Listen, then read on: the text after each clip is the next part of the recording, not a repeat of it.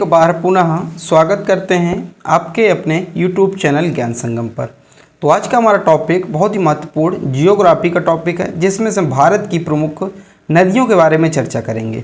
इसमें से हम ये चर्चा करेंगे कि कौन सी नदी हमारे लिए प्रमुख है, तथा इसका उद्गम स्थल कहाँ से है, तथा इसकी सहायक नदियाँ कौन कौन सी, और जहाँ पर हमें ट्रिक की ज़रूरत पड़ेगी, जैसे देखिए यहाँ पर जहाँ पर ट्रिक की ज़रूरत पड़ेगी हम ट्रिक से याद करेंगे, और जहाँ पर मैप की ज़रूरत पड़ेगी, जहाँ पर चित्र की ज़रूरत पड़ेगी, तो आदि चीज़ों को हम बिल्कुल ट्रिक से और इस तरह विस्तार पूर्वक से चर्चा करेंगे। आज की वीडियो में हमारे 100 क्वेश्चन रहेंगे, लेकिन ये 100 क्वेश्चन आपको 150 क्वेश्चन का काम करवाएंगे और विस्तार से हैं, ठीक है। अगर आप विस्तार से वीडियो ढूंढ रहे हैं कि विस्तार से आपको पढ़ना है, तो ये आपके लिए वीडियो पर्याप्त होने वाला है। आप लोग इसको देख लीजिए। आप लोगों से निवेदन है कि आप स्किप मत कीजिएगा, हर एक चीज़ को आराम से समझिए। जो चीज़ समझ में ना आए या तो आप कमेंट में पूछ लीजिएगा, या फिर थोड़ा सा बैक करके फिर उसको दोबारा समझ लीजिएगा। ये आपके लिए बहुत ही इंपॉर्टेंट होने वाला है। इसको देखने के बाद आपका जो नदियों वाला टॉपिक 50% कंप्लीट होने वाला है, अगर आपने इसको मन से देख लिया। तो आज का हमारा पहला टॉपिक रहेगा। तो हमारा पहला जो प्रश्न है वो कह रहा है, भारत में प्रवाहित होने वाली सबसे बड़ी नदी कौन सी है। तो उस भारत में प्रवाहित होने वाली सबसे बड़ी नदी ये गंगा नदी। कौन सी? गंगा नदी है, ठीक है। तो ऑप्शन नंबर डी, यानी कि जो भारत में बहती है वो सबसे बड़ी नदी गंगा नदी है। गंगा नदी की बात कर ली जाए तो गंगा नदी का उद्गम स्थल कहाँ से है, तो उत्तराखंड में स्थित गंगोत्री ग्लेशियर है। यानी कि जो उत्तराखंड राज्य है वहाँ पर स्थित है। ग्लेशियर का मतलब तो हिमनद, यानी कि बर्फ़ के पहाड़, ठीक है। बर्फ पहाड़ों पर क्या होता है, बर्फ़ की चादर जमी होती है, उसे हिमनद कहते हैं, ग्लेशियर कहते हैं। तो उस ग्लेशियर का नाम है उत्तरकाशी जिले में गंगोत्री ग्लेशियर है, उत्तराखंड के उत्तरकाशी जिले में। वहीं से क्या होता है कि गंगा नदी निकलती है, ठीक है। जब वहाँ से गंगा नदी निकलती है तो उसको गंगा नहीं कहा जाता, बल्कि ग्लेशियर है। यहाँ से जब निकलती है तो इसको गंगा नहीं, इसको भागीरथी के नाम से जाना जाता है, ठीक है। जब इसके बाद अलकनंदा के यहाँ पे मिल जाती है, इसके बाद इसको गंगा के नाम से जाना जाता है, ठीक है। मैं सारी चीज़ें बताऊँगा, फिर आगे चल के इसको पद्मा के नाम से जाना जाता है। ये दो भागों में विभाजित, तो बाकी मैं सारी चीज़ें क्या करूँगा, तो आपको इतना सिर्फ याद रखना है। इसकी लंबाई कितनी है, तो 2525। आप लोग 2 बार 25-25 याद कर लीजिए। तो गंगा नदी की कुल लंबाई कितनी है, तो 25-25। भारत की सबसे बड़ी नदी है, ठीक है। और मैदानी क्षेत्रों में प्रवेश कहाँ से करती है, तो मैदानी क्षेत्रों में प्रवेश ये हरिद्वार से करती है, ठीक है। और उत्तर प्रदेश में प्रवेश, तो उत्तर में बिजनौर से प्रवेश करती है। और कौन कौन से राज्यों में बहती है, तो 4 राज्यों में बहती है। कौन कौन सी? उत्तर प्रदेश, बिहार, पश्चिम बंगाल और झारखंड। तो ये निम्न में से ये इतने राज्यों में जो है बहती है, ठीक है। इतना आपको जो है याद रखना है, ठीक है। अगला, भारत में प्रवाहित होने वाली सबसे लंबी नदी कौन सी है, तो गंगा नदी है सबसे लंबी नदी जो भारत में क्या होती है, प्रवाहित होती है, ठीक है। गंगा नदी की सहायक नदियों के बारे में चर्चा कर ले। देखिए हमारा टॉपिक सिर्फ हमारा पहला प्रश्न था कि ये कौन सी सबसे बड़ी नदी है, लेकिन मैं आपको पूरी चीज़ें बताऊँगा, उसकी सहायक नदियाँ भी बताऊँगा, ताकि आपको पेपर में कुछ भी पूछा जाए तो आपको क्या करें, आपको समझ में आना चाहिए, ये चीज़ें याद होनी चाहिए। गंगा नदी की सहायक नदियाँ हैं, ऐसे याद करना पाना कठिन है, तो एक ट्रिक है आपके लिए। यशोदा को राम सा कंगन चाहिए, ठीक है। यशोदा को राम सा कंगन चाहिए। तो यशोदा, या से हो गया यमुना नदी, सा सोन नदी, और 10 हो गया दामोदर नदी। तो यशोदा से 3 नदियाँ निकल कर आ गई, यमुना, सोन, दामोदर। फिर को से कोसी नदी, रा से रामगंगा नदी, मा से चाहिए महानंदा नदी, सा से शारदा नदी या काली नदी, ये नेपाल से निकलती है, ठीक है।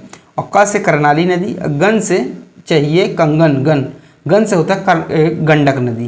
तो ये प्रमुख नदियां हैं किसकी, गंगा नदी की सहायक नदियां। तो आप एक बार इस ट्रिक को याद कर लीजिए, एक बार 2 बार लिख लीजिए, 2 बार में गारंटी देता हूँ कि आपको तुरंत याद हो जाएगा। चलिए अगला प्रश्न है, वीडियो जरूर लंबा बन जाएगा, लेकिन आपके लिए हित में होने वाला है। अगला प्रश्न है, सिंधु घाटी सभ्यता का प्रमुख स्थल कालीबंगा किस नदी के तट पर स्थित है, तो घग्गर नदी के तट पर स्थित है। किस? घग्गर नदी के तट पर स्थित। सी हमारा इसका सही उत्तर हो जाएगा, ठीक है। सिंधु घाटी सभ्यता का प्रमुख कालीबंगा राजस्थान के हनुमान जिले में घग्गर नदी के तट पर स्थित है। कालीबंगा से कौन कौन से अवशेष प्राप्त हुए थे, जो कि हिस्ट्री का थोड़ा सा टॉपिक थोड़ा सा यहाँ पे टच करेंगे। तो पत्थर की चूड़ियाँ, मिट्टी के खिलौने, बैलगाड़ी के पहिए और मवेशियों की हड्डी के अवशेष वहाँ से क्या हुए थे, प्राप्त हुए थे। अगला है, निम्न में से कौन सी 2 नदियाँ पश्चिम की ओर बहती हैं, यानी कि पश्चिम की ओर ऐसे कौन सी 2 नदियाँ हैं जो पश्चिम की ओर बहती है। तो एक तो नर्मदा है और एक ताप्ती नदी है। तो ऑप्शन नंबर 1 हमारा सही उत्तर हो जाएगा, यानी कि नर्मदा और ताप्ती नदी जो है क्या पश्चिम की ओर बहती हैं, ठीक है। पश्चिम की ओर ऐसे बहते बहते क्या जाती हैं, ये अरब सागर में गिर जाती हैं, ठीक है। देखिए नर्मदा नदी मध्य प्रदेश के अनूप जिले के अमरकंटक से निकलती है। तो नर्मदा नदी का उद्गम स्थल अमरकंटक से है। एवं ताप्ती नदी का उद्गम स्थल मध्य प्रदेश के बैतूल जिले से है। तो अभी मैं आपको मैप में बताऊंगा, नर्मदा नदी तथा ताप्ती नदी दो पहाड़ों के बीच से बहती हैं, दो श्रेणियों के मध्य पर्वतों के बीच से बहती हैं, वो भी मैं आपको चित्र में बताऊंगा। ठीक है, तो दोनों प्रमुख नदियाँ मध्य प्रदेश की हैं।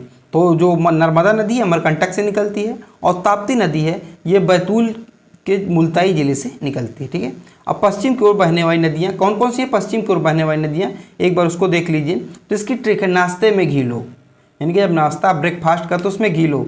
तो नाश्ते ना से नर्मदा नदी, सा से साबरमती, ताप्ती, माही, लूनी और घग्गर। तो ये क्या है? ये पश्चिम की ओर बहने वाली नदियाँ। किस तरफ? पश्चिम की ओर बहने वाली नदियाँ। ठीक है, ये आपको इतना याद रखना है। अगला प्रश्न है हमारा, कौन सी नदी जो एक ब्रिब्रंस यानी कि रिफ्ट वैली से होकर बहती है? तो कौन सी ऐसी नदी है जो रिफ्ट वैली से होकर बहती है? नर्मदा नदी। एक हमारा इसका सही उत्तर हो जाएगा, ए हमारा सही उत्तर होगा। बहुत इंपॉर्टेंट क्वेश्चन है, याद रखिएगा। और ये सारे क्वेश्चन क्या है? प्रीवियस ईयर क्वेश्चन में पूछे गए हैं और बहुत विस्तार से पूछे जाते हैं, अंदर से घुस के एग्जाम में क्वेश्चन पूछे जाते हैं, इसलिए मैं आपको डिटेल से करवा रहा हूँ।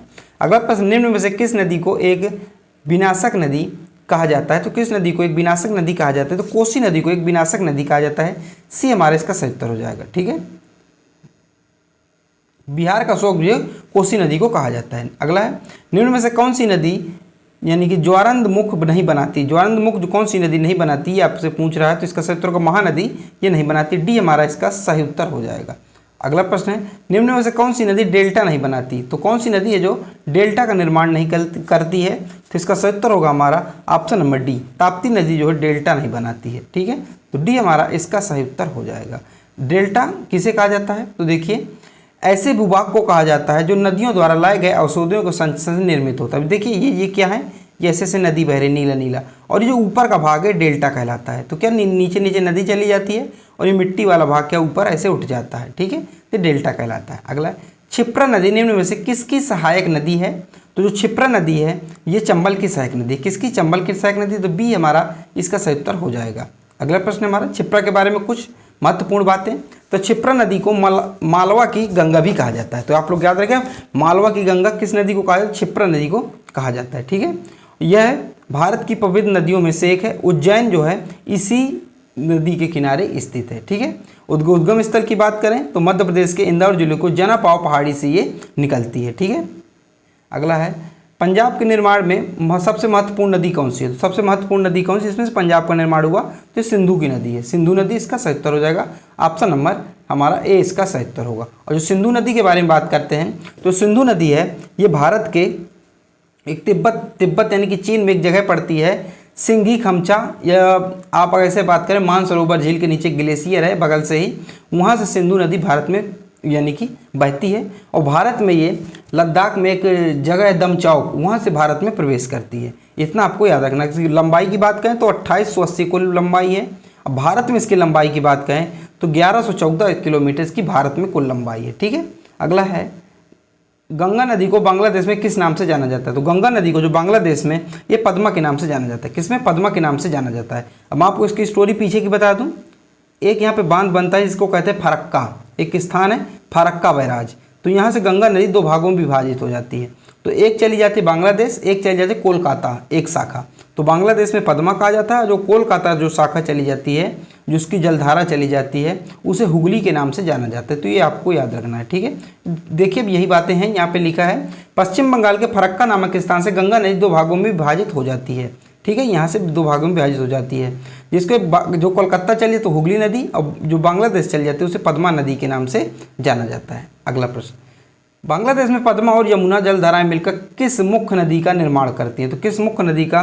तो मेघना का मुख्य निर्माण करती हैं। यानी कि पद्मा यानी कि गंगा नदी और यमुना यानी कि ब्रह्मपुत्र नदी। यमुना बांग्लादेश में ब्रह्मपुत्र नदी को यमुना कहा जाता है। जब दोनों धाराएं मिल जाती हैं तो मेघना का निर्माण करती हैं। अगला है, प्रायद्वीप भारत की सबसे लंबी नदी कौन सी है?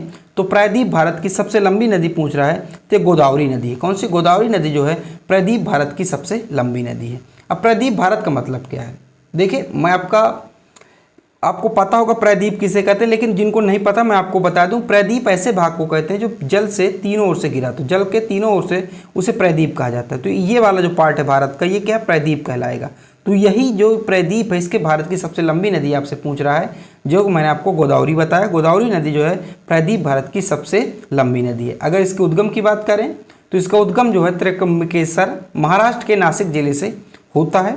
संबंधित राज्य कौन कौन से जहाँ से बहती है, तो महाराष्ट्र है, छत्तीसगढ़ है, आंध्र प्रदेश है और तेलंगाना है, उड़ीसा है। और ये उपनाम इसका दक्षिण भारत की वृद्ध गंगा या बूढ़ी गंगा भी कहा जाता है। ठीक है, तो दक्षिण भारत की बूढ़ी गंगा इसको कहा जाता है, ये आपको विशेष रूप से याद रखना। अगला है वैनगंगा तथा पैनगंगा किसकी सहायक नदियां हैं, तो इसका सही उत्तर होगा ऑप्शन नंबर 1 गोदावरी, इसका एकदम सही उत्तर हो जाएगा। ठीक है, अगला प्रश्न है पंचगंगा और दूधगंगा किसकी सहायक नदियां हैं, तो पंचगंगा और दूधगंगा कृष्णा नदी की सहायक नदियां हैं, बी हमारा इसका सही उत्तर हो जाएगा। अगला है किशन गंगा किस नदी की सहायक नदी है, तो जो किशन गंगा है ये झेलम नदी की सहायक नदी है, बी हमारा एकदम सही उत्तर यहाँ से हो जाएगा। अगला प्रश्न है कावेरी जल विवाद किन दो राज्यों के बीच है, तो कावेरी जल विवाद है जो ये कर्नाटक और तमिलनाडु के बीच है। किसके किसके बीच, कर्नाटक और तमिलनाडु के बीच है।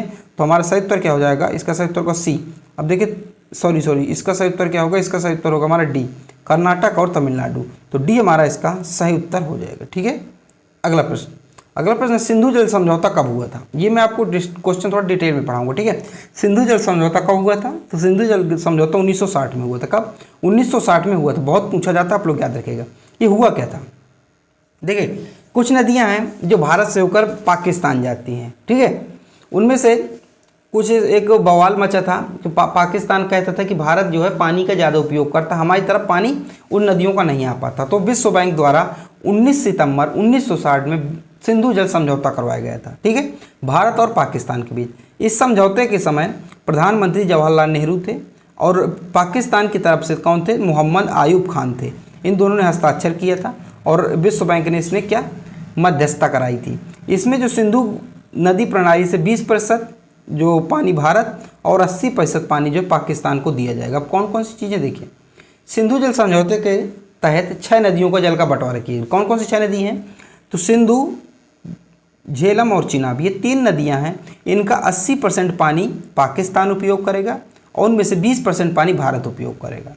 और नीचे जो नदियां हैं रावी नदी, ब्यास नदी, सतलज नदी, इनका जो 80% पानी भारत उपयोग करेगा और 20% पानी पाकिस्तान उपयोग करेगा। ये आपके लिए थोड़ा सा स्लाइड बहुत इंपॉर्टेंट है, इसको आप स्क्रीनशॉट ले लीजिए या फिर मेरे साथ नोट्स बनाते चलिए आप लोग। ठीक है, अगला है भारत और नेपाल के मध्य कौन सी नदी सीमा बनाती है, तो भारत और नेपाल के मध्य कौन सी नदी सीमा बनाती है, तो काली नदी सीमा बनाती है। ठीक है, तो इसका सही उत्तर होगा ऑप्शन नंबर सी। अगला प्रश्न है संकोच नदी किन 2 राज्यों के बीच सीमा बनाती है, जो संकोच नदी है किन 2 राज्यों के बीच, तो असम और पश्चिम बंगाल के बीच जो सीमा बनाती है। तो इसका सही उत्तर क्या हो जाएगा, इसका सही उत्तर होगा ऑप्शन नंबर 1 हमारा एकदम इसका सही उत्तर हो जाएगा। अगला प्रश्न हम की ओर चलते हैं। तो देखिए इसकी बात करें तो इसका उद्गम स्थल उत्तरी भूटान में होता है और भारत के असम में इसका विलय ब्रह्मपुत्र नदी में हो जाता है। भूटान में इसका नाम क्या है, पूना चोंगू छू इसको कहा जाता है। अगला निम्न में से कौन सा शहर गंगा नदी के तट पर स्थित है, तो इस गंगा नदी के तट पर स्थित नहीं है। तो कौन सा शहर है गंगा नदी के तट पर स्थित नहीं है, आपको पता है कानपुर है, पटना है, वाराणसी है, लेकिन दिल्ली यमुना नदी के तट पर स्थित है। तो डी हमारा इसका सही उत्तर हो जाएगा। अगला है जम्मू कश्मीर की राजधानी श्रीनगर किस नदी के तट पर स्थित है, श्रीनगर किस नदी के तट पर स्थित है, तो झेलम नदी के तट पर स्थित है। झेलम नदी के तट पर स्थित श्रीनगर आपको याद रखना है। ठीक है, और जो सिंधु नदी है मित्रों, वो सिंधु नदी सिर्फ लद्दाख में बहती है। ठीक है, लद्दाख भारत के केंद्र शासित प्रदेश लद्दाख में सिर्फ बहती है। अगला है निम्न से कौन सा कथन सत्य नहीं है, कौन सा कथन सत्य नहीं है, तो आप ऑप्शन नंबर सी हमारा इसका सही उत्तर हो जाएगा। क्या ऑप्शन नंबर सी कह रहा है, सी कह रहा है कावेरी का उद्गम आंध्र प्रदेश में है, नहीं कि कावेरी का उद्गम आंध्र प्रदेश में नहीं है, ये कर्नाटक में है। तो सी हमारा इसका सही उत्तर हो जाएगा। अगला है केन, बेतवा और चंबल किस नदी की सहायक नदियां हैं, तो केन हो गया, बेतवा हो गया, चंबल, ये सब यमुना नदी की सहायक नदियाँ, किसकी, यमुना नदी की सहायक नदियाँ। तो ये हमारा इसका सही उत्तर हो जाएगा। अगला है विश्व का सबसे बड़ा द्वीप माजुली किस नदी पर बनता है, तो विश्व का सबसे बड़ा नदी द्वीप है जिसका नाम है माजुली द्वीप, जो असम में पड़ता है। ये किस नदी पर बनता है, तो ब्रह्मपुत्र नदी पर बनता है। किसमें, ब्रह्मपुत्र नदी पर बनता है। तो बी हमारा इसका सही उत्तर होगा। माजुली द्वीप से जुड़ी महत्वपूर्ण बातें आप लोग देख लीजिए कौन कौन सी हैं। तो माजुली द्वीप का निर्माण ब्रह्मपुत्र नदी और उसकी सहायक नदियों के मार्ग बदलने की वजह से हुआ है। यह ब्रह्मपुत्र नदी और सुमनसिरी नदी से घिरा हुआ भाग है। माजुली द्वीप 16वीं शताब्दी के असम के प्रमुख सांस्कृतिक केंद्रों में से एक रहा। माजुली द्वीप विश्व का सबसे बड़ा नदी द्वीप है। आपसे मैं कह रहा हूँ विश्व का सबसे बड़ा नदी द्वीप है। आपसे अगर पूछे विश्व का सबसे बड़ा नदी द्वीप तो आपको बताना है माजुली द्वीप। अगर उसमें से आपको पूछे कि विश्व का सबसे बड़ा द्वीप कौन सा है? नदी आपसे विश्व का सबसे बड़ा द्वीप तो आपको ग्रीनलैंड बताना, जो कि उत्तरी अटलांटिक महासागर में स्थित है, ये आपको याद रखना है, ठीक है। अगला, दुनिया का सबसे बड़ी नदी कौन सी है? दुनिया की सबसे बड़ी नदी कौन सी है, ये आपसे पूछा जा रहा है। तो इसका सही उत्तर होगा नील नदी। क्या होगा? नील नदी दुनिया की सबसे बड़ी नदी है। ए हमारा इसका सही उत्तर होगा। इसकी लंबाई कितनी है? तो 6650 किलोमीटर इसकी लंबाई है। इसके स्थान किधर है? तो उत्तर पूर्वी अफ्रीका में इसका स्थान है। और दुनिया की सबसे चौड़ी नदी की बात करें तो अमेजन नदी दुनिया की सबसे चौड़ी नदियों में से एक है, ठीक है। अगला है, कौन सी नदी में सर्वाधिक पानी है? तो किस नदी में सर्वाधिक पानी है? तो इसका सही उत्तर होगा अमेजन नदी। कौन सी? अमेजन नदी में सर्वाधिक पानी है, जो विश्व की सबसे चौड़ी नदी कही जाती है। अगला है, अमेजन नदी में प्रवाहित होने वाला जल विश्व के नदी का कुल कितना प्रतिशत है? यानी कि अमेजन नदी में जितना जल प्रवाहित होता है विश्व के नदियों का कुल कितना प्रतिशत वहाँ प्रवाहित? तो 20%। यानी कि विश्व की सारी पूरी नदियाँ ले लो और सिर्फ अमेजन नदी ले लो, तो अमेजन नदी में विश्व की सारी नदियों का 20% पानी जो अकेले उसमें बहता है। अगला है, निम्न में से किस नदी का सबसे बड़ा जल ग्रहण क्षेत्र है? तो किस नदी का सबसे बड़ा जल ग्रहण क्षेत्र है? तो कृष्णा नदी का। किसका? कृष्णा नदी का। निम्नलिखित में से कृष्णा नदी का सबसे बड़ा जल ग्रहण क्षेत्र। अगला है, भारत की लवण नाम से कौन सी नदी जानी जाती है? तो भारत की लवण नाम से कौन सी नदी जानी जाती है? तो लूनी नदी जानी जाती है। कौन सी? लूनी नदी जानी जाती है, और कच्छ के रण में क्या होती है? समाहित हो जाती है। अगला है, भारत की सबसे लंबी नदी जिसका उद्गम एवं मुहाना दोनों भारतीय क्षेत्र में स्थित है, यानी कि उद्गम भी भारत से होती है और ये मुहाना भी भारत की तरफ है, तो ऐसी कौन सी सबसे लंबी नदी है? तो ये गोदावरी नदी है। कौन सी? गोदावरी नदी है, ठीक है। तो बी हमारा इसका सही उत्तर हो जाएगा। अब गोदावरी नदी जो है प्रायद्वीप भारत की नदी है। अगला है, भारत का सबसे लंबा बांध हीराकुंड बांध किस नदी पर स्थित है? जो हीराकुंड बांध है ये महानदी पर स्थित है। कौन सी? महानदी पर स्थित है। एक हमारा इसका सही उत्तर हो जाएगा। अगर आपसे राज्य पूछे तो उड़ीसा आपको इसका बताना है, ठीक है। तो भारत का सबसे लंबा बांध हीराकुंड बांध उड़ीसा के संबलपुर शहर के पास महानदी के पर बना हुआ है। इसकी अगर लंबाई की बात करें तो 25.8 किलोमीटर इसकी कुल लंबाई है। दुनिया का सबसे लंबा मिट्टी का बांध है, ठीक है। अगला है, भारत का प्रसिद्ध बांध भाखड़ा नागल किस नदी पर बना है या स्थित है? तो इसका सही उत्तर होगा ऑप्शन नंबर डी, सतलुज नदी पर स्थित है। कितना? सतलुज नदी पर स्थित है। चौथा हमारा इसका सही उत्तर हो जाएगा। दुनिया का सबसे ऊंचा बांध टिहरी किस नदी पर स्थित है? तो टिहरी किस नदी पर स्थित है? ये भागीरथी नदी पर स्थित है। किस पे? भागीरथी नदी पर। एक इसका सही उत्तर होगा। आपको याद कैसे रहेगा कि टिहरी दुनिया का सबसे ऊंचा बांध है, ठीक है। विश्व का सबसे ऊंचा यानी भारत का सबसे ऊंचा है, तो टिहरी टी क्या होता है? ऊपर होती है, ठीक है। ऐसे आप लोग याद सकते हैं, ठीक है। अगला है, गोविंद बल्लभ पंत सागर किस नदी पर स्थित है? जो गोविंद बल्लभ पंत सागर ये किस नदी पर स्थित है? बांध है, किस नदी पर स्थित है? ये रिहंद नदी पर स्थित है। ये उत्तर प्रदेश में, ठीक है, उत्तर प्रदेश के सोनभद्र में। अगला है, मंदाकिनी एवं अलकनंदा के संगम के स्थल को किस नाम से जाना जाता है? तो इसको किस नाम से जाना जाता है? तो इसको जाना जाता है रुद्रप्रयाग के नाम से जाना जाता है। किसे? रुद्रप्रयाग के नाम से जाना जाता है, ठीक है। अब देखिए इसके बारे में पढ़ लेते हैं, पंचप्रयाग के बारे में थोड़ा सा पढ़ लेते हैं। देखिए, अगर आपसे पूछे देवप्रयाग किन दो नदियों का संगम को कहा जाता है, तो भागीरथी और अलकनंदा के जो संगम होता है इसे कहा जाता है देवप्रयाग, ठीक है। और रुद्रप्रयाग की बात करें तो मंदाकिनी और अलकनंदा जब मिलती है तो उसे रुद्रप्रयाग कहते हैं।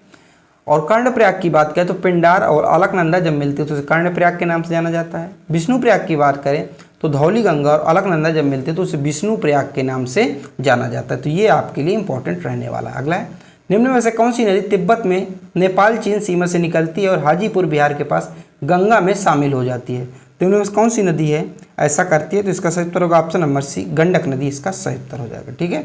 अगला प्रश्न है हमारा, भारत का सबसे बड़ा नदी द्वीप नदी मुख किस नदी के मुख पर स्थित है? यानी कि सबसे बड़ा नदी मुख किस नदी के मुख पर स्थित है? तो इसका सही उत्तर होगा ऑप्शन नंबर ए, हुगली नदी। इसका सही उत्तर क्या? हुगली नदी, जो कोलकाता जो हुगली नदी के किनारे स्थित है। और हुगली नदी गंगा नदी की एक ही शाखा है जो कोलकाता में चलती है, उसे हुगली के नाम से जाना जाता है। अगला, मध्य प्रदेश में गांधी सागर बांध किस नदी पर स्थित है? जो मध्य प्रदेश में गांधी सागर बांध है चंबल नदी पर स्थित है। किसमें? चंबल नदी पर स्थित है। दूसरा हमारा इसका सही उत्तर हो जाएगा, ठीक है। अगला प्रश्न है, निम्न में से कौन सी नदी जम्मू कश्मीर में प्रवाहित नहीं होती? तो कौन सी नदी है जम्मू कश्मीर में प्रवाहित नहीं होती, ये आपको बताना है। इसका सही उत्तर होगा सिंधु नदी। सिंधु नदी जो जम्मू कश्मीर प्रवाहित नहीं होती, ये मानसरोवर झील से निकलती, झील के नीचे के ग्लेशियर है वहाँ से निकलती सिंधु नदी। और ये क्या है, लद्दाख, भारत में लद्दाख के दम चौक से प्रवेश करते हुए पाकिस्तान में चली जाती है, ठीक। अगला, सिंधु नदी की सबसे बड़ी सहायक नदी कौन सी है? तो सिंधु नदी की जो सबसे बड़ी सहायक नदी है उसको कहते हैं चिनाब नदी। कौन सी? चिनाब नदी है, ये बी है इसका सही उत्तर होगा, तो चिनाब आप बना लीजिएगा। चिनाब नदी सिंधु नदी की सबसे बड़ी सहायक नदी। अगला है, भारत की किस नदी को जैविक मरुस्थल कहा जाता है? तो भारत की किस नदी को जैविक मरुस्थल के नाम से जाना जाता है? दामोदर नदी को जैविक मरुस्थल के नाम से जाना जाता है। बी हमारा इसका सही उत्तर होगा। अगला है, कौन सा शहर यमुना नदी के किनारे स्थित है? तो कौन सा शहर है? देखिए आगरा भी है, दिल्ली भी, मथुरा, तो उपरोक्त सभी होगा। डी हमारा इसका सही उत्तर होगा। यानी कि आगरा भी जो यमुना नदी किनारे है, दिल्ली भी यमुना नदी किनारे और मथुरा भी यमुना नदी किनारे स्थित। अगला है, मध्य प्रदेश में नर्मदा नदी की लंबाई कितनी है? तो मध्य प्रदेश में जो नर्मदा नदी की लंबाई कितनी है? तो ये है 1077 किलोमीटर। कितनी? 1077 किलोमीटर इसकी सही उत्तर हो जाएगा। अगला है, भागीरथी नदी का उद्गम स्थल है। तो भागीरथी नदी का उद्गम स्थल क्या है? तो गंगोत्री। क्या है? गंगोत्री इसका सही उत्तर होगा डी। देखिए गंगा नदी का ही नाम है भागीरथी नदी। जब भागीरथी नदी गंगोत्री के ग्लेशियर से निकलती है, उत्तराखंड से, उत्तरकाशी जिले से, तो इसको कहा जाता है भागीरथी। फिर एक नदी इसमें मिलती है अलकनंदा। जब अलकनंदा मिलती है तब इसको गंगा कहा जाता है। ठीक है, ये बातें मैं विस्तार से आपको चित्र के साथ पीछे बता चुका हूँ। अगला है, सिंधु और सतलज नदी के बीच हिमालय का भाग क्या कहलाता है? तो सिंधु और सतलज नदी के बीच का जो हिमालय का भाग है उसे क्या कहला जाता है, ये आपको बताना है। तो इसका सही उत्तर होगा पंजाब हिमालय इसको कहा जाता है। क्या होगा? पंजाब हिमालय इसको कहा जाता है। तो ये हमारा इसका सही उत्तर हो जाएगा। अगला है, तीस्ता और दिहांग नदियों के बीच आने वाले हिमालय को के भाग को किस नाम से जाना जाता है? तो इसको जो कहा जाता है असम हिमालय कहा जाता है। क्या कहा जाता है? असम हिमालय कहा जाता है। इसका सही उत्तर होगा ऑप्शन नंबर डी, इसका सही उत्तर हो जाएगा। ठीक है, अब देखिए इनके बारे में पढ़ लेते हैं। कौन सा हिमालय के मध्य कौन से भाग को कहा जाता है? तो असम हिमालय अगर पूछे तो तीस्ता और दिहांग, दिहांग का मतलब आप ब्रह्मपुत्र नदी भी कह सकते हैं, क्योंकि अरुणाचल प्रदेश में से दिहांग के नाम से जाना जाता है। तो तीस्ता और ब्रह्मपुत्र नदी या फिर दिहांग नदी के बीच जो स्थित भाग है उसे असम हिमालय के नाम से जाना जाता है। इसके बाद पंजाब हिमालय, तो सिंधु और सतलज नदी के मध्य जो भाग है उसे पंजाब हिमालय के नाम से जाना जाता है। कुमायूं हिमालय, सतलज नदी और काली नदी के बीच का जो भाग है उसे कुमायूं हिमालय के नाम से जाना जाता है। इसके बाद नेपाल हिमालय, तो काली नदी और तीस्ता नदी के जो मध्य भाग है उसे नेपाल हिमालय के नाम से जाना जाता है। अगला है, सियाचिन ग्लेशियर पिघलने से बना पानी किस नदी का मुख्य स्रोत है? तो किस नदी का मुख्य स्रोत है ये आपसे पूछा जा रहा है। तो इसका सही उत्तर होगा हमारा नुब्रा नदी इसका सही उत्तर हो जाएगा। तो बी हमारा इसका सही उत्तर होगा। अगला प्रश्न, सिंधु नदी कौन सी नदी मानसरोवर झील से निकलती है? तो सिंधु नदी कौन सी सहायक नदी है जो मानसरोवर झील से निकलती है? तो सतलज नदी। कौन सी? सतलज नदी। ऑप्शन नंबर जो हमारा इसका सही उत्तर होगा सी हमारा इसका सही उत्तर हो जाएगा। अगला है, कौन सी नदी काजीरंगा नेशनल पार्क से होकर गुजरती है? तो कौन सी नदी जो काजीरंगा नेशनल पार्क से होकर गुजरती है? तो ब्रह्मपुत्र नदी है। कौन सी? ब्रह्मपुत्र नदी है। ठीक है, ऑप्शन नंबर बी हमारा इसका सही उत्तर हो जाएगा। काजीरंगा राष्ट्रीय उद्यान से होकर बहने वाली नदियाँ कौन कौन सी? ब्रह्मपुत्र नदी है और डेफलू नदी है, मोरा डेफलू नदी है और मोरा धनसिरी नदी है। तो आपको जो है ये ब्रह्मपुत्र नदी आपके लिए इंपॉर्टेंट है, इसलिए आपको याद रखना है। ठीक है, और काजीरंगा राष्ट्रीय उद्यान कहाँ है ये भी आपको बता दूं, असम में है। असम का एक नौगांव जिला है वहाँ है। और काजीरंगा किस लिए प्रसिद्ध है?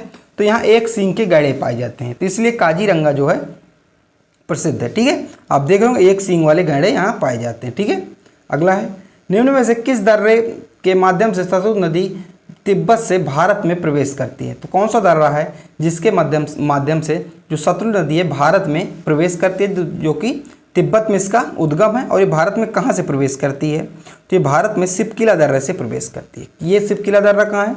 तो सिपकिला दर्रा हिमाचल प्रदेश में है। ठीक है, और यहाँ से सतलज नदी जो है भारत में प्रवेश करती है और सीधे फिर यहाँ जाके कहाँ मिल जाती है? पाकिस्तान चली जाती है ये।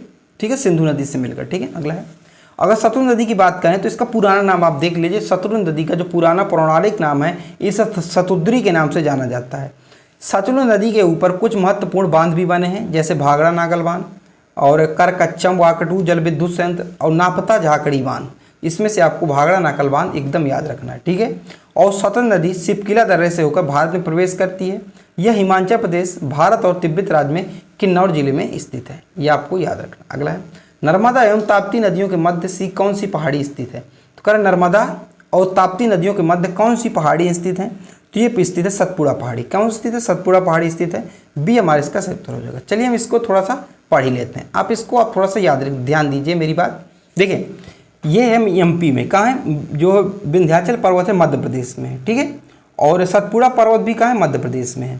अजंता श्रेणी का ये महाराष्ट्र में। ठीक है, अब जो ऊपर क्या विंध्याचल पर्वत है और नीचे क्या सतपुड़ा पर्वत है, इन दोनों के बीच से एक नदी बहती है, उसको कहा जाता है नर्मदा नदी। ये आप देख रहे होंगे, इसको कहा जाता है नर्मदा नदी। ठीक है, और वहीं पर अगर बात करें अजंता श्रेणी से और सतपुड़ा पर्वतों के बीच से एक नदी बहती है, उसको कहते हैं ताप्ती नदी। तो आप इस डायग्राम को एक बार मन में बैठा लीजिए, एक बार तीनों पहाड़ बना लीजिए और दो नदियों को बहा दीजिए, ऊपर नर्मदा है, नीचे ताप्ती है। तो इसको आप लोग याद कर लेंगे तो आप जैसे प्रश्न चाहे जैसे बन जाए, आपको हमेशा क्या रहेगा, याद रहेगा। अगला है पोंग बांध किस नदी पर निर्मित है? तो इसका सही उत्तर होगा ऑप्शन नंबर डी, ब्यास नदी पर स्थित है पोंग बांध। इसका ऑप्शन नंबर क्या होगा हमारा, डी इसका सही उत्तर होगा। ये हिमाचल प्रदेश में, कहाँ, हिमाचल प्रदेश में। अगला है कौन सी नदी भूमि बंधित नदी है? तो कौन सी नदी है जो भूमि बंधित नदी है? इसका सही उत्तर होगा ऑप्शन नंबर डी, लूनी नदी। क्या होगा, लूनी नदी इसका सही उत्तर हो जाएगा। ठीक है, और लूनी नदी अजमेर जिले के नागपुर पहाड़ से निकलती है। कहाँ से निकलती है? नागपुर पहाड़ या नागा पहाड़ियों से निकलती है।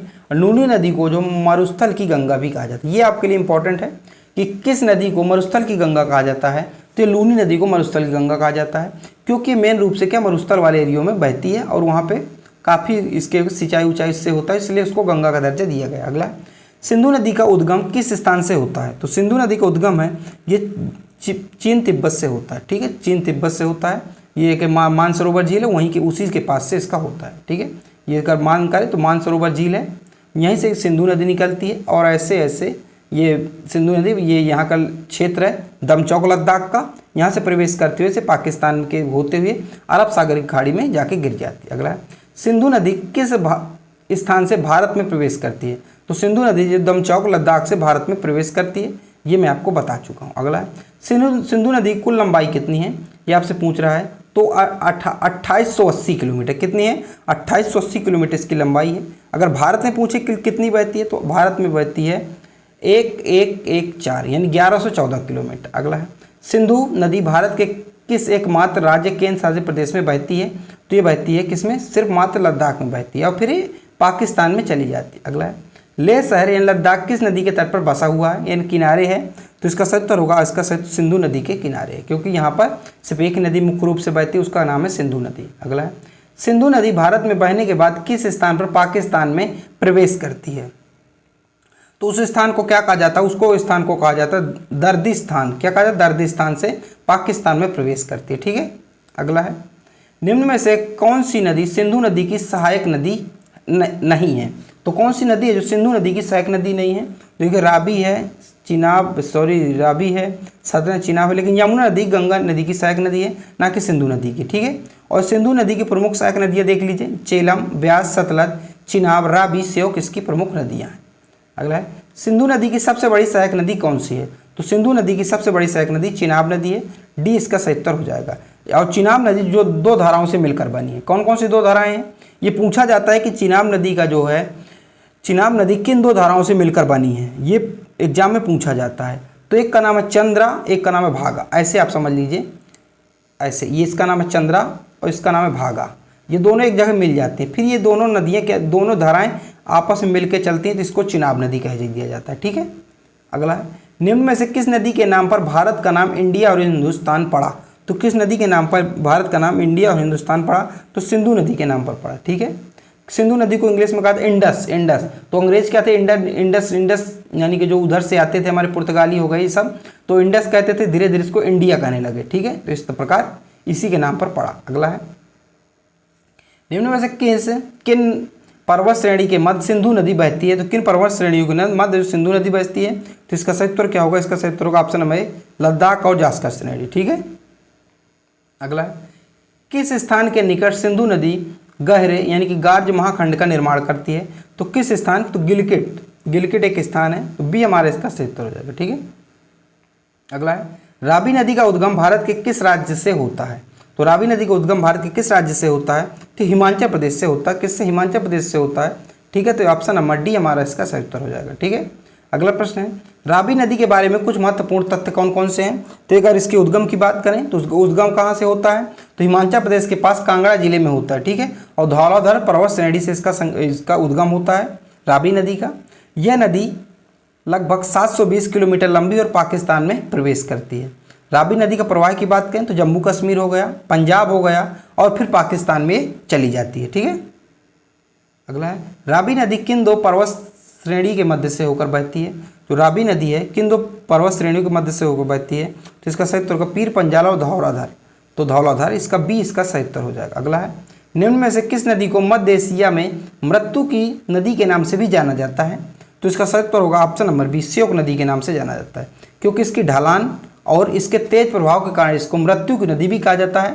प्राचीन काल में एक घटना घटी थी कि कुछ व्यापारी इसको पार करने की कोशिश कर रहे थे और इसको पार नहीं कर पाए थे, तो उनकी क्या हो गई थी, मृत्यु हो गई थी इसको, इसलिए इसको श्योक नदी के नाम से भी जाना जाता है। अगला है, भारत की राष्ट्रीय नदी के रूप में किस नदी को जाना जाता है? तो भारत की राष्ट्रीय नदी कौन सी? गंगा नदी, ये आपका सभी को पता होगा, ठीक है। और अगर बात करें तो भारत को राष्ट्रीय नदी का दर्जा कब दिया गया, यानी कि गंगा नदी को भारत की राष्ट्रीय नदी का दर्जा कब दिया गया? तो 4 नवंबर 2008 को इसको दिया गया था। और कहाँ से निकलती गंगा नदी?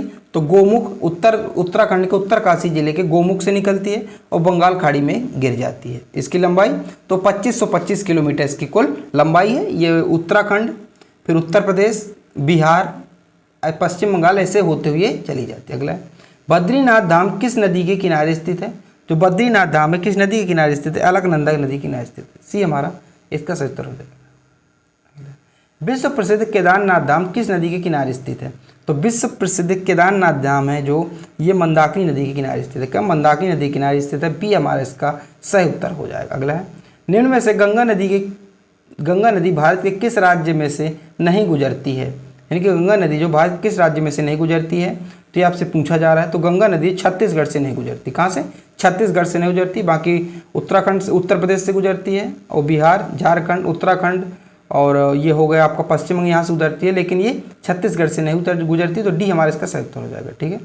गंगा नदी की बात करें तो उत्तराखंड के उत्तरकाशी ग्लेशियर से निकलती है, बहुत मैं बार बता चुका, गंगोत्री ग्लेशियर से निकलती है। ये उत्तर प्रदेश, बिहार, पश्चिम बंगाल और उत्तराखंड से बहती है, ठीक है, और जिसमें झारखंड भी शामिल है। गंगा नदी को भागीरथी के नाम से भी जाना जाता है।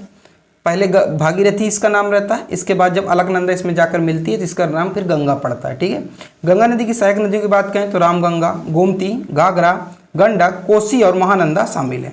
मैं आपको ये चीज़ें इसलिए बार बार इसलिए बता रहा हूँ कि आपकी चीज़ें क्या हो जाए, याद हो जाए। अगला है, गंगा नदी की सबसे लंबी सहायक नदी कौन सी है? तो यमुना नदी जो गंगा नदी की सबसे सहायक लंबी नदी है। और यमुना नदी की सबसे लंबी सहायक नदी पूछे आपसे कि सबसे बड़ी सहायक नदी कौन सी है, तो इसको आपको बताना है कौन सी नदी है। अच्छा, ये आप लोग बताइए कि यमुना नदी की सबसे बड़ी जो लंबी सहायक नदी कौन सी, ये आपको बताना है, ठीक है।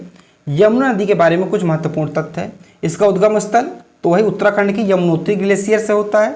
इसकी लंबाई तो 1376 किलोमीटर की लंबाई है। भारत में बहते हुए दिल्ली, उत्तर प्रदेश, बिहार में होकर आगे बढ़ती है। मुख्य सहायक नदियाँ की बात करें तो गंगा की केन हो गया, घाघरा हो गया, कोसी इसकी मुख्य सहायक नदियाँ हैं। अगला है, लखनऊ शहर गंगा नदी के किस सहायक नदी के तट पर स्थित है? तो गोमती नदी के स्थित है, गोमती, ठीक है। इसका सही उत्तर होगा। और गोमती नदी कहाँ से निकलती है? तो गोमती नदी जो है पीलीभीत में एक झील है, उस झील का नाम है फूलहर झील। फूलहर झील से निकलती है गोमती नदी, ठीक है। और गोमती नदी क्या है? एक मैदानी नदी है, क्योंकि ये मैदान से इसका उद्गम होता है, ठीक है। अगला है, गंगा की सहायक नदियाँ जिनका उद्गम नेपाल से होता है, तो कौन सी गंगा की ऐसी कौन सी सहायक नदी है जिसका उद्गम स्थल जो नेपाल से होता है, तो कौन सी है? तो गंडक हो गया, कोसी, काली, सभी हैं, तो डी इसका सही उत्तर हो जाएगा हमारा, सभी हमारा इसका सही उत्तर हो जाएगा। अगला है, गंगा नदी की सहायक सोन नदी का उद्गम कहाँ से होता है? तो गंगा नदी की जो सहायक नदी है जिसको कहते हैं सोन नदी, इसका उद्गम स्थल कहाँ से? तो अमरकंटक से होता है, ठीक है। अगर आपने अगर ट्रिक से नहीं याद किया गंगा नदी की सहायक नदियाँ, तो आप प्लीज़ गुजारिश है कि याद कर लीजिए, नहीं लेकिन क्योंकि आप अगर इस ट्रिक से नहीं याद करेंगे तो आप हमेशा परेशान रहेंगे, ठीक है। भारत में गंगा नदी की अंतिम सहायक नदी कौन सी है? तो भारत में जो गंगा नदी की जो अंतिम सहायक नदी है वो है महानंदा। कौन सी है? महानंदा, बी इसका सही उत्तर हो जाएगा।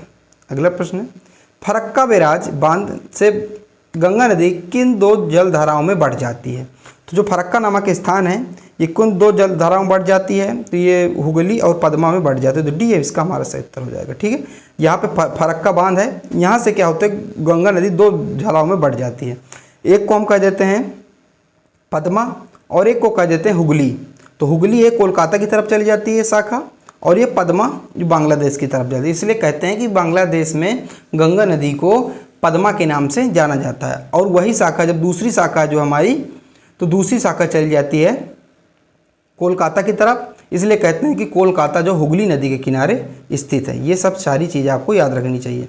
अगला है, पश्चिम बंगाल का कोलकाता शहर किस नदी के तब किनारे बसा है? तो ये हुगली नदी किनारे बसा है, चूँकि मैं आपको बार बार ये चीज़ें क्या बता रहा हूँ। अगला है, बांग्लादेश में गंगा नदी को किस नाम से जाना जाता है? तो इसको पद्मा के नाम से जाना जाता है। ठीक है, अगला है हुगली नदी किस सहायक नदी को पश्चिम बंगाल का शोक कहा जाता है? तो पश्चिम बंगाल का शोक किस नदी को कहा जाता है? तो पश्चिम बंगाल का शोक दामोदर नदी को कहा जाता है। अगर आप पूछे बिहार का शोक, तो बिहार का शोक कोसी नदी को कहा जाता है। ठीक है, ये अपने बाढ़ के कारण इसको शोक कहा जाता है, क्योंकि इसमें क्या अत्यधिक विनाश होता है। अगला है सुंदरवन डेल्टा का निर्माण किन दो नदियों का द्वारा किया जाता है? तो सुंदरवन डेल्टा का निर्माण जो गंगा नदी और ब्रह्मपुत्र नदी द्वारा किया जाता है। डी हमारा इसका सही उत्तर होगा। ठीक है, यहाँ से गंगा नदी आती है, यहाँ से ब्रह्मपुत्र नदी आती है और यहीं पे सुंदरवन डेल्टा का निर्माण करती है। अब इसका नाम सुंदरवन क्यों पड़ा? क्योंकि यहाँ पर इस क्षेत्र में जो है सुंदरी नामक वृक्ष पाए जाते हैं। क्या पाए जाते हैं? सुंदरी नामक वृक्ष पाए जाते हैं। ये आधा हिस्सा जो पश्चिम बंगाल के अंतर्गत आता है और आधा बांग्लादेश के अंतर्गत आता है। ठीक है, अगला है ब्रह्मपुत्र नदी जब बांग्लादेश में प्रवेश करती है तो इस नदी को किस नाम से जाना जाता है? तो ब्रह्मपुत्र नदी जब बांग्लादेश में प्रवेश करती है तो इसको जमुना नाम के नाम से जाना जाता है। जमुना नाम से जाना जाता है। सी हमारा इसका सही उत्तर हो जाएगा। ठीक है, अब ब्रह्मपुत्र नदी के बहुत जगह अलग अलग नाम है, इसको आप देख लीजिए।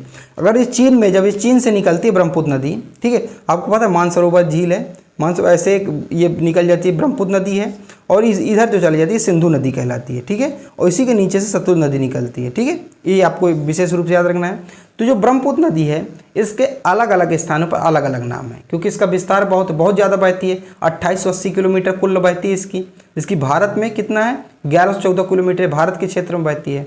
अगर चीन में बात करें तो यारलुंग यानी चियांग या यारलुंग इसको कहा जाता है चीन में। तिब्बत में इसको सांगपो के नाम से तिब्बत में जाना जाता है, यानी कि ब्रह्मपुत्र नदी को तिब्बत में सांगपो के नाम से जाना जाता है। अरुणाचल प्रदेश में ब्रह्मपुत्र नदी को देहांग के नाम से जाना जाता है, देहांग या दिहांग। ठीक है, असम में इसे ब्रह्मपुत्र के नाम से ही जाना जाता है। बांग्लादेश में इसे यमुना के नाम से जाना जाता है। किसमें? यमुना के नाम से जाना जाता है। ये आपके लिए याद रखना है। अगला है रेल और सड़क पुल यानी कि बोगीबिल पुल किस राज्य में स्थित है? तो बोगीबिल पुल है किस राज्य में स्थित है? तो ये स्थित है असम में स्थित है। कहाँ स्थित है? असम में स्थित है। आपको याद रखना है, आप चित्र में देख सकते हैं। ठीक है, अगला है निम्न में से कौन सा शहर ब्रह्मपुत्र नदी के तट पर बसा है? तो कौन सा शहर है? देखिए गुवाहाटी, ये भी असम का है। डिब्रूगढ़ असम, तेजपुर, ये सब कहाँ है? ये ब्रह्मपुत्र नदी के तट पर स्थित है। डी हमारे इसका सही उत्तर हो जाएगा। अगला है भारत का सबसे लंबा सड़क पुल किस नदी पर बना है? तो भारत का सबसे लंबा जो सड़क पुल है किस नदी पर बना है? ये लोहित नदी पर बना है। और लोहित नदी कहाँ है? ये असम में। कहाँ है? असम में है।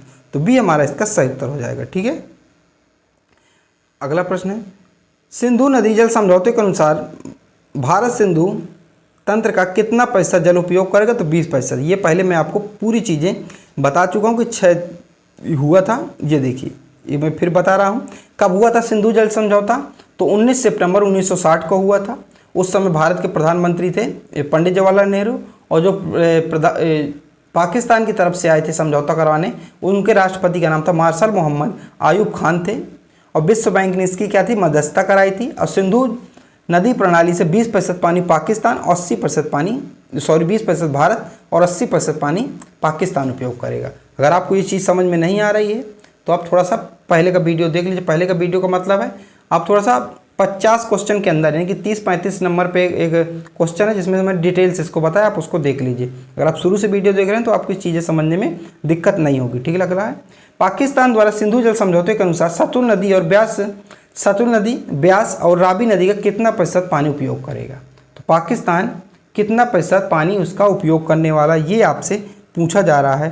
तो इसका सही उत्तर होगा 20%। कितना? 20%। यानी कि देखिए सतलुज नदी, ब्यास नदी और रावी नदी, कौन सी? सतलुज नदी, ब्यास नदी और रावी नदी, इन 3 नदियां हैं जो इनका जो 20 पानी है 20% उपयोग जो पाकिस्तान करेगा और 80% पानी जो भारत उपयोग इसका करने वाला है। ठीक है, अगला है दूधसागर जलप्रपात किस राज्य में स्थित है? ये आपसे पूछा जा रहा है। दूधसागर जलप्रपात किस राज्य में स्थित है? गोवा में स्थित है। कहाँ है? गोवा में स्थित है। क्यों इसको दूधसागर कहा जाता है? देखिए जब ये बहता है तो ऐसा लगता है कि दूध बह रहा है। ठीक है, और ये घूमने के लिए अच्छी एक जगह मानी जाती है। अगला है कृष्णा नदी जल विवाद किन 2 राज्यों के बीच है? तो कृष्णा नदी जल विवाद किन 2 राज्यों के बीच है? तो ये है ऑप्शन हमारे आंध्र प्रदेश और कर्नाटक के बीच है। ठीक है, तो ये हमारे यहाँ से सही उत्तर हो जाएगा। अगला प्रश्न है प्रायद्वीप नदियों की लंबाई के अनुसार कौन सा सही घटता क्रम है? तो कौन सा सही घटता क्रम है, ये आपसे पूछा जा रहा है। तो इसका सही उत्तर होगा ऑप्शन हमारे गोदावरी, कृष्णा और नर्मदा महानदी। ठीक है, लंबाई के अनुसार इससे बात की जा रही है। अगला है, इडुक्की परियोजना का संबंध किस नदी से है? तो जो इडुक्की परियोजना है इसका संबंध जो है पेरियार नदी से। किस नदी से? पेरियार नदी से। तो सी हमारा इसका सही उत्तर हो जाएगा। कौन सा उत्तर होगा? सही सी उत्तर इसका सही उत्तर होगा। पी कहाँ है? ये केरल में है। ठीक है। अगला है, केरल राज्य की सबसे प्रमुख नदी कौन सी है? तो केरल राज्य की सबसे प्रमुख नदी निम्न में से पेरियार नदी। कौन सी? पेरियार नदी है। ठीक है। बी हमारा इसका सही उत्तर हो जाएगा। ठीक है। अगला है, भारत के पश्चिम की ओर बहने वाली सबसे लंबी नदी कौन सी है? जो भारत के पश्चिम की ओर ऐसे पश्चिम की ओर बहती है, तो सबसे लंबी नदी कौन सी है? तो ये नर्मदा नदी है। कौन सी? नर्मदा नदी है। बी हमारा इसका सही उत्तर हो जाएगा। अगला प्रश्न है हमारा, अरब सागर में गिरने वाली भारत की सबसे लंबी नदी कौन सी है? जो अरब सागर में गिरती है, तो इसका सही उत्तर होगा हमारा नर्मदा। कौन सी? इसका सही उत्तर क्या होगा? अरब सागर। तो इसका सही उत्तर होगा नर्मदा नदी। क्या होगा इसका सही उत्तर? नर्मदा नदी अरब सागर में गिरने वाली भारत की सबसे लंबी नदी है। ठीक है। यहाँ से निकलती है और अरब सागर में से गिर जाती है। आपको पता होगा इस साइड का क्या, इसे अरब सागर कहा जाता है, इसके नीचे का मध्य सागर, हिंद महासागर, और इधर बंगाल की खाड़ी, यहाँ इसे कहा जाता है। अगला, गुजरात का काकापारा परमाणु संयंत्र किस नदी के किनारे स्थित है? तो किस नदी के किनारे स्थित है? ये ताप्ती नदी के किनारे स्थित है। किसके? ताप्ती नदी के किनारे स्थित है। डी हमारा इसका सही उत्तर हो जाएगा। अगला है, निम्न में से कौन सी नदी कच्छ के रण में लुप्त हो जाती है? तो कौन सी नदी जो कच्छ के रण में लुप्त हो जाती है? इसे सही का सही उत्तर होगा लूनी नदी, जो कच्छ के रण में लुप्त हो जाती है। इसे जो मरुस्थल की गंगा भी कहा जाता है, ये भी मैं आपको बता चुका हूँ। तो जो हमारे थे 100 क्वेश्चन मैंने आपको पूरे करवा दिए, अब विथ डिटेल पूरे करवाए हैं, और ट्रिक के माध्यम से भी मैंने इसको बताने की आपको भरपूर कोशिश की है कि आपको चीज़ें जो है लंबे समय तक याद रहें। ट्रिक और इमेज एक ऐसी चीज़ होती है जिससे आपको चीज़ें लंबे समय तक याद रहती हैं। इसमें मैंने दोनों चीज़ों का प्रयोग किया है, और विस्तार में भी अगर कहें तो तीनों चीज़ों को प्रयोग किया है। तो चलिए मिलते हैं अगले वीडियो पर। जब तक के लिए जय हिंद।